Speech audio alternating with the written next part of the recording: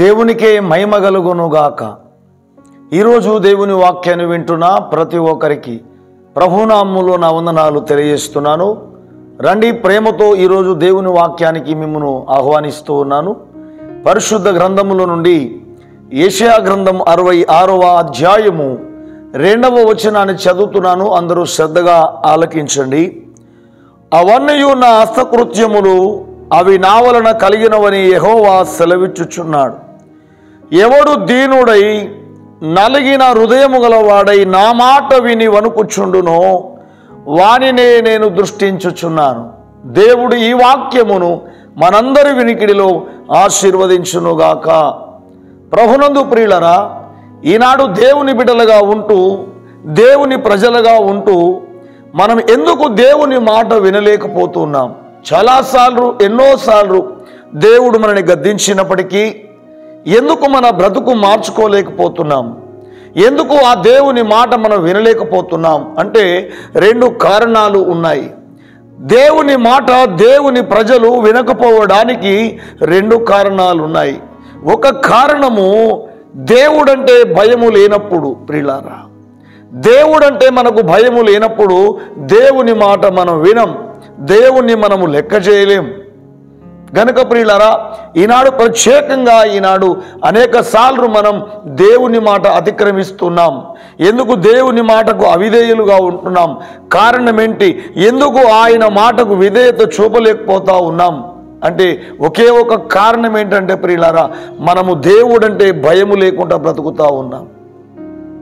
అనేక సార్లు మనం దేవునికి విరోధముగా జీవిస్తున్నాం, పాపము చేస్తూ ఉన్నాం, ఆజ్ఞలు అతిక్రమిస్తున్నాం. కారణం ఏంటంటే దేవుడంటే భయము లేదు ప్రియులారా. అందుకే 4వ కీర్తనలో 4వ వచనంలో అంటాడు, భయము నొంది పాపము చేయకుడి అంటాడు ప్రియులారా. నిజమే, ఈనాడు దేవుడంటే భయము లేనప్పుడు మనం పాపము చేస్తూ ఉంటాం. ఆది కాండములో ప్రియులారా 40వ అధ్యాయంలో 18వ వచనంలో యోసేపు భక్తుడు అంటాడు, నేను దేవునికి భయపడువాడను అంటాడు. యోసేపు పాపము చేయకుండా ఎలా ఉన్నాడు?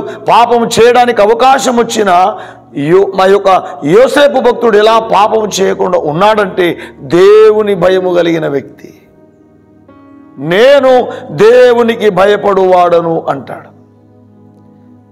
విశ్వాసులందరికీ తండ్రి అయిన అబ్రహాము కూడా దేవుడు ఒక మాట చెబితే ఆ మాట విన్నాడు. తన దేశము, తన బంధువులు, తన యొక్క తండ్రి ఇంటిని వదిలిపెట్టమంటే వదిలిపెట్టాడు. ఇదిగో ప్రియులారా, దేవుని మాటకు విధేయుడై దేవుడు నీ కుమారుణ్ణి ఇస్సాకును ఇదిగో దహన బలిగా అర్పించమంటే కూడా అక్కడ దహన బలి అర్పించుటకు ప్రియులారా ఏమాత్రం ఆలస్యం చేయకుండా అబ్రహాము ఇస్సాకును దహన బలిగా అర్పించడానికి ఆయన ముందుకు సాగాడు. అందుకే అక్కడ మరి ఆదికాండం 22 మరి 11, 12 వచనాల్లో మనం చూస్తూ ఉంటే, ఎప్పుడైతే దేవుని మాటకు విధేయుడై అబ్రహాము తన కుమారుడైన ఇస్సాకును బలివ్వడానికి ఖడ్గము లేపాడో అప్పుడే దేవుడు అన్నాడు, అబ్రామా ఆగు, నీ కుమారుని నువ్వేమి చేయకు. ఇదిగో ఇందువలన నువ్వు దేవునికి భయపడవాడవని నాకు తెలిసింది అని అంటాడు. అబ్రాహామును పరిశోధించినప్పుడు ప్రియులారా అబ్రాహాము పాస్ అయ్యాడు దేవునికి భయపడువాడని. ప్రియులారా, దేవునికి విధేయుడై దేవునికి లోబడి ఆయన ఆజ్ఞ నేను పాటించాలి అనుకున్నాడు. అది కష్టమైనా సరే, బాధ అయినా సరే. ఈనాడు అనేక సార్లు మనం ఎందుకు దేవుని మాట వినలేకపోతున్నాం? కారణం ఏంటంటే దేవుడు అంటే భయము లేదు మనకు. దేవుడు ఒకటి చెప్తే నువ్వు ఒకటి చేస్తూ ఉన్నావు, దేవునికి విరోధంగా జీవిస్తూ ఉన్నావు. కారణం ఏంటంటే దేవుడు అంటే నీకు భయము లేదు. అందుకే ఒక 2 కారణాలు చెప్తా ఉన్నాను. దేవుని మాట మనం వినకపోవడానికి దేవుడంటే భయము లేదు ప్రియులారా, మొదటి కారణం. 2వ కారణం ఏంటంటే జ్ఞానము లేనివాడు, బుద్ధి లేనివాడు దేవుని మాట వినలేడు ప్రియులారా.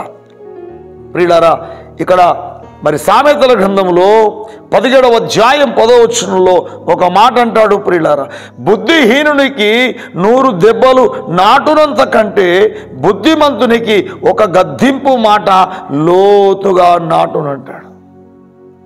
అనేక సార్లు మనం దేవుని మాట వినకపోవడానికి ఒకటి భయము లేదు, రెండవదిగా జ్ఞానము లేదు. అందుకే బుద్ధి లేని కుమారుడు తండ్రి మాటకు అవిధేయుడై తండ్రిని విడిచిపెట్టి వెళ్ళిపోయాడు. ఎప్పుడైతే అతడు తన యొక్క ఆస్తి అంతా కూడా దుర్వ్యాపారం వలన నష్టం చేసుకున్న తర్వాత ఇక తినడానికి కూడా తిండి లేనప్పుడు ప్రియులారా, అప్పుడు బుద్ధి వచ్చిన వాడై మరలా నా తండ్రి దగ్గరికి వెళ్తా, నేను ఒక కూలివానిగా ఉంటాననుకున్నాడు. ఎప్పుడు బుద్ధి వచ్చినప్పుడు. అంటే బుద్ధి లేనప్పుడు ప్రియులారా తండ్రి మాట వినలేదు. ప్రియులారా మరలా బుద్ధి వచ్చినప్పుడు నా తండ్రి దగ్గర కనీసం ఒక కూలివానిగా నన్ను బతుకుతా, నేను అక్కడ సమృద్ధి ఆహారం ఉంది అంటాడు.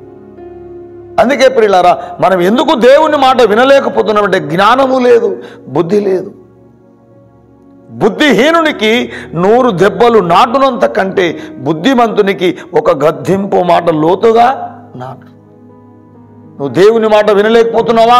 నీకు దేవుని భయము లేదని గుర్తించు. నువ్వు దేవుని మాట వినలేకపోతున్నావా? బుద్ధి లేదని గుర్తించు, నీకు జ్ఞానము లేదని గుర్తించు. కనుక ప్రియులారా జ్ఞానము లేని కుమారుడు తండ్రి మాట వినడు, తల్లి మాట వినడు, నా ఇష్టము అంటాడు వాడు. అదిగా జ్ఞానము కలిగిన వాడు తల్లిదండ్రులను సంతోషపరుస్తాడని దేవుని వాక్యం సెలవిస్తుంది. గనక ప్రియులారా ఈనాడు నీవు నేను మనమందరము కూడా దేవుని మాటకు విధేయులమై బ్రతకాలి. ఈ లోకంలో దేవుని ప్రజలుగా ఉంటూ దేవుని మాట వినకపోతే మనకు దేవుని ఆశీర్వాదము లేదు. మొదటి సమూయేలు గ్రంథం 15వ అధ్యాయంలో 22వ వచనంలో చూస్తూ ఉంటే సమూయేలు ప్రవక్త సౌలు రాజుతో అంటాడు, ఒకడు దహన బలులు పొట్టేలు అర్పించడం వలన యెహోవా సంతోషించునా? దహన బలు అర్పించుట కంటే పొట్టేళ్ల క్రొవ్వు అర్పించుట కంటే మాట వినుట శ్రేష్టం అంటాడు. ఒకవేళ ఈనాడు దేవుని బిడ్డలుగా నువ్వు ఉంటూ దేవునికి ఏదేదో ఇస్తూ దేవునికి కానికిస్తూ కానీ దేవుని మాట నువ్వు వినకపోతే అది దేవునికి ఇష్టం ఉండదు. అందుకే బలు అర్పించుట కంటే పొట్టేళ్ల క్రొవ్వు అర్పించుట కంటే మాట వినుట శ్రేష్టం అంటాడు. ప్రియులారా ఇకనైనా దేవుని మాట వినండి. ప్రియులారా ఆ యొక్క కీర్తన 81లో 13వ వచనంలో అంటాడు, అయ్యో నా ప్రజలు నా మాట వింటే ఎంత మేలు అంటాడు, నా మార్గములను అనుసరిస్తే వాళ్ళకి ఎంత మేలు అంటాడు. అయ్యో నా ప్రజలు అంటాడు. యెషయా గ్రంథం 1వ అధ్యాయం 2వ వచనంలో అంటాడు, ఆకాశము ఆలకించుము, భూమి చెవియొగ్గుము. పిల్లలను పెంచి నేను గొప్పవారిని చేస్తే వాళ్ళు నా మీద తిరగబడ్డారు. ఎద్దు తన కామాందు నెరుగును, గాడిద తన సొంతవాని దొడ్డిని తెలుసుకును, అయితే నా ప్రజలకు తెలివి లేదు, వాళ్ళు యోచించరు అంటాడు. ఎందుకు దేవుని బిడ్డలుగా ఉంటూ దేవుడు చేసిన మేలు పొందుకొని రక్షణ పొందుకొని ఇంకా దేవుని మాట ఎందుకు వినలేకపోతున్నాం? జ్ఞానము లేదు. బుద్ధిమంతునికి ఒక గద్దింపు మాట లోతుగా నాటుతుందట. ప్రియులారా నువ్వు దేవుని మాట వినలేకపోతున్నావా? దేవునికి అవిధేయుడిగా జీవిస్తున్నావా? నీకు బుద్ధి లేదని, నీకు భయము లేదని గుర్తించు. ఇకనైనా దేవునికి భయపడి బ్రతుకు, జ్ఞానము కలిగి బ్రతుకు, బుద్ధిమంతుడవై దేవునికి లోబడు. దేవుడు అంటున్నాడు, అయ్యో నా ప్రజలు నా మాట వింటే ఎంత మేలు అంటున్నాడు. ప్రియులారా ఎవడు నలిగిన హృదయం గలవాడై దీనుడై నా మాట విని వణుకుచుండునో వానినే నేను దృష్టిస్తున్నా అంటున్నాడు. ఇక నేను దేవుని బిడ్డలుగా మనం దేవునికి భయపడి దేవునికి లోబడదాం. యోసేపు వలె, అబ్రహాము వలె దేవునికి భయపడదాం, దేవునికి లోబడదాం, జ్ఞానము కలిగి బ్రతుకుదాం, బుద్ధి కలిగి దేవుని వాక్య ప్రకారం బ్రతుకుదాం. అప్పుడే దేవుని ఆశీర్వాదాలు మనకు, మన కుటుంబాలకు సమృద్ధిగా దేవుడు ఇస్తాడు. అట్టి దేవునికి లోబడే మనసు, జ్ఞానము, దేవుని భయం ఈ వాక్యాన్ని వింటున్న మనందరికీ దేవుడే అనుగ్రహించునుగాక. ఆమేన్. చిన్న ప్రార్థన చేసుకుందాం. మహాపరిశుద్ధుడా, పరమ తండ్రి, మీకు స్తోత్రాలు నాయనా. అనేక సార్లు మీరు మాకు ఎన్నో విషయాలు చెప్తా ఉన్నారు, మా మంచి కొరకు, మా మేలు కొరకు చెప్తా ఉన్నారు. అయినప్పటికీ నీ ప్రజలుగా ఉంటూ మేము నీ మాట వినలేకపోతున్నామని, ఎవడు నలిగిన హృదయం గలవాడై నా మాట విని వణుకుచుండునో వారినే నేను దృష్టించుచున్నానంటున్నావు. నీకు భయపడే వారికి, నీకు లోబడే వారికి నాయనా ప్రత్యేకంగా నీవు మేలు చేయువాడవై ఉన్నావు. తండ్రి ప్రభువా, ఒకవేళ మేము నీ మాట వింటలేమంటే దేవుని భయము లేదని, నీ మాట వింటలేమంటే జ్ఞానము లేదని, బుద్ధిమంతుడు గద్దింపు మాట ఖచ్చితంగా వింటాడని వాక్యం సెలవిస్తుంది. ప్రభువానికి స్తోత్రాలు. ఈ వాక్యాన్ని వింటున్న మా అందరిలో నీ భయాన్ని పుట్టించండి, ఆ పరలోకపు జ్ఞానము దయచేయండి తండ్రి. నాయన ఇదిగో ప్రభువా, జ్ఞానము లేక, భయము లేక నీ మాట వినలేకపోతున్నాం. అయ్యో నా ప్రజలు నా మాట వింటే ఎంత మేలు అంటున్నారు. మేమందరము కూడా నీ మాట విని నీ ఆశీర్వాదాలు పొందినట్లుగా, ఒక అబ్రహాము వలె, ఒక యోసేపు వలె, ఒక దావీదు వలె తండ్రి మేము నీకు భయపడి బ్రతుకున్నట్లుగా, జ్ఞానము కలిగి నీకు లోబడినట్లుగా, నీ ఆశీర్వాదాలు పొందినట్లుగా ప్రతి ఒక్కరి పట్ల కృప చూపమని యేసు నామమున ప్రార్థిస్తున్నాము తండ్రి. ఆమేన్. Praise the Lord. దేవుడు మిమ్మల్ని, మీ కుటుంబాలను దేవునికి భయపడేవారుగాను, జ్ఞానవంతులుగాను చేయునుగాక.